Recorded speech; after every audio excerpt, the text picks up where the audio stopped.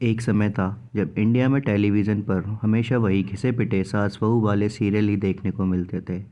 लेकिन पिछले कुछ समय में जब से लोगों के बीच ओटीटी का प्रभाव बढ़ा है, तभी से टेलीविज़न में दिखाए जाने वाले शो और उनके कंटेंट्स में भी काफ़ी बदलाव नज़र आने लगे हैं। इसी बदलाव के दौर में टीवी पर शार्क टैंक इंडिया नाम का एक बिल्कुल नया रियलिटी शो शुरू हुआ, जिसे लोगों द्वारा काफ़ी पसंद किया गया। पेटीएम और फ़ोनपे जैसी कंपनियों ने कई साल मेहनत करके अपना बिजनेस खड़ा किया। इन्होंने धीरे धीरे लोगों को सिखाया कि क्यूआर कोड के द्वारा पेमेंट कैसे करते हैं।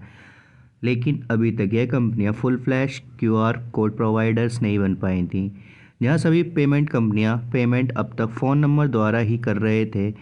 बस इसी कमी को देखते हुए बिज़नेस बनाने का आइडिया दिल्ली के इस बंदे को आया और फिर उसकी कंपनी इंडिया की सबसे पहली और सबसे बड़ी क्यूआर कोड स्कैनर प्रोवाइडर बन गई। 4 साल से भी कम वक्त में अपने फोकस और मेहनत के दम पर कंपनी की वैल्यूएशन को 21,000 करोड़ तक पहुंचा दिया। फिर 2 साल में ही अपने इन्वेस्टर्स को 80 गुना से ज़्यादा का रिटर्न भी दे दिया। वह कंपनी है भारत पे और वह बंदा है अशनीर ग्रोवर। वक्त के साथ साथ देश बदल रहा है, डिजिटल हो रहा है। इसी डिजिटलाइजेशन में से एक बड़ा रोल भारत पे निभा रही है।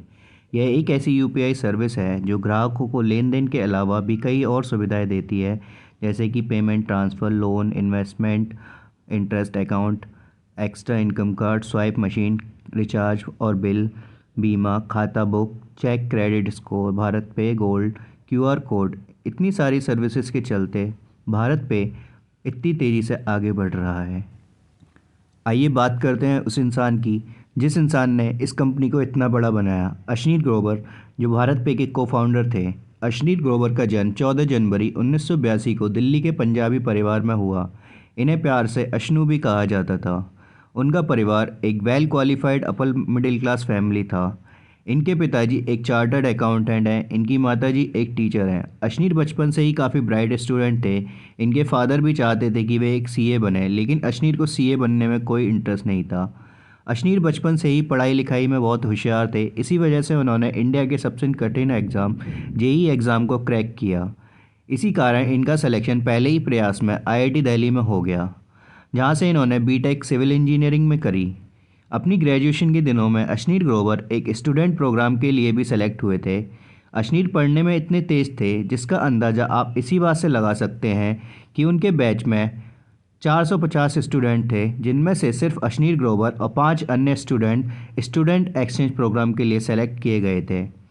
2002 में वह इस प्रोग्राम के तहत फ्रांस के national institute of applied science of line में एक्सचेंज स्टूडेंट के रूप में गए थे। अशनीर की इंटेलिजेंसी को देखते हुए फ्रेंच एम्बेसी की तरफ से इनको 6,000 यूरो की स्कॉलरशिप भी दी गई। आईआईटी करने के बाद इन्होंने कैट एग्ज़ाम को क्वालिफाई किया।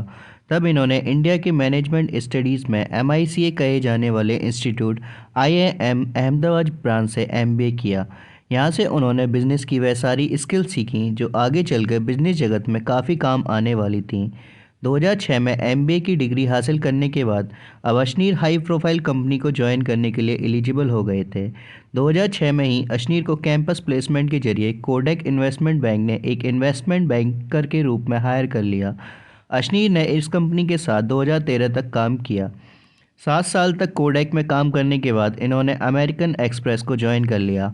यहाँ पर इनका काम दूसरी इन्वेस्टमेंट कंपनी में इन्वेस्टमेंट करना था। इस जॉब के दौरान अशनीर ने 100 से ज़्यादा पेमेंट कंपनियों के फाउंडर के साथ बातचीत की, जिससे उन्हें पता चला कि वह क्या करना चाहते हैं, उनका बिजनेस मॉडल क्या है, उनके चैलेंजेस क्या हैं, उनके फ्यूचर में प्लान्स क्या हैं। यह भी जाना कि वास्तव में पेमेंट बिजनेस क्या होता है। 2005 में इनके पास एंटरप्रेन्योरशिप की पहली अपॉर्चुनिटी आई, जब इनके आईआईटी के ही एक मित्र अलबिंदर ढींडसा, जो कि उस वक्त ग्रोफरी डिलीवरी कंपनी ग्रोफर्स की शुरुआत कर रहे थे, उन्होंने अशनीर को ग्रोफर्स में चीफ फाइनेंशियल ऑफिसर सीएफओ के रूप में शामिल होने का प्रपोजल दिया। अशनीर ने अपनी तगड़ी सैलरी वाली अमेरिकन एक्सप्रेस को छोड़कर ग्रोफर्स को ज्वाइन कर लिया। बहुत ज़्यादा मेहनत की उन्होंने। 2 साल के अंदर ही इस कंपनी को जीरो ऑर्डर से $30,000 प्रति दिन तक पहुंचा दिया। ग्रोफर्स को एक सक्सेसफुल कंपनी बनाने के बाद अशनीर ने आगे बढ़ने की सोची। फिर नवंबर 2017 में उन्होंने पीसी ज्वेलर्स में एक हेड ऑफ न्यू बिज़नेस के रूप में ज्वाइन कर लिया, जहां पर इनका काम गोल्ड लोन बिज़नेस को एस्टेब्लिश करना था। पीसी ज्वेलर्स में काम करने के दौरान उन्हें नॉर्मल कस्टमर के बिहेवियर और साइकोलॉजी को जानने का मौका मिला, क्योंकि यहाँ पर इनकी डीलिंग सीधे कस्टमर के साथ ही होती थी। अशनीर कहते हैं कि उन्होंने बड़ी बड़ी कंपनियों के साथ अपने इतने सालों के एक्सपीरियंस में यह नहीं सीख पाए जो उन्होंने सिर्फ 2 साल के अंदर ही ग्रोपर्स और पीसी ज्वेलर्स के साथ काम करने के दौरान सीख लिया। ग्रोवर है। जून 2018 में अशनीर की मुलाकात शाश्वत नकरानी और भावेक से हुई, जो कि आईआईटी दिल्ली के स्टूडेंट थे। उनसे मिलकर अशनीर को पता चला कि उन्होंने एक ऐसी टेक्नोलॉजी को फिगर आउट कर लिया है जिसमें यूपीआई के क्यूआर कोड को दुकानों पर भी लगाया जा सकता है। यह क्यूआर कोड किसी भी पेमेंट प्रोवाइड कंपनी के थ्रू पेमेंट को फ्री में एक्सेप्ट कर सकेगा। अशनीर को शाश्वत और भावेक की यह इन्वेंशन बहुत ही ज़्यादा लेकिन वो ये भी जानते थे कि ये दोनों बहुत ही यंग हैं। इस इन्वेंशन को बिजनेस में बदलने के लिए एक किसी बहुत ही एक्सपीरियंस प्रोफेशनल की ज़रूरत है। इसी इरादे के साथ अशनीर ने इन दोनों के साथ मिलकर 2018 में भारत पे की नींव रखी, जिसका मकसद था छोटे व्यापारियों को end to end financial services provide करवाना। इनका यह बिज़नेस बहुत ही ज़्यादा स्पीड के साथ ग्रो हुआ, क्योंकि ये मार्केट में एक प्रॉब्लम का सॉल्यूशन लेके आए थे, जिसमें सिर्फ एक क्यूआर कोड की मदद से दुकानदार फ्री में इंस्टेंट पेमेंट को रिसीव कर सकता था। बहुत कम वक्त में इनके साथ करोड़ों दुकानदार जुड़ गए। भारत पे बन गई इंडिया की सबसे बड़ी क्यूआर कोड प्रोवाइडर कंपनी। आज भारत पे के जरिए प्रतिदिन 50 लाख से भी ज़्यादा ट्रांजैक्शन होते हैं। भारत में होने वाली सभी यूपीआई ट्रांजैक्शन में से 47% भारत पे के प्लेटफॉर्म के जरिए ही होते हैं।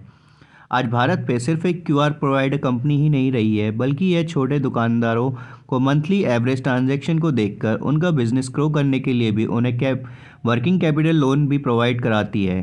भारत पे ने अब तक 3000 करोड़ से ज़्यादा वर्किंग कैपिटल लोन बांट चुकी है। आज भारत पे का रेवेन्यू 700 करोड़ के पार हो चुका है। कंपनी के टोटल एसेट्स की वैल्यू 20,000 करोड़ से भी ज़्यादा है।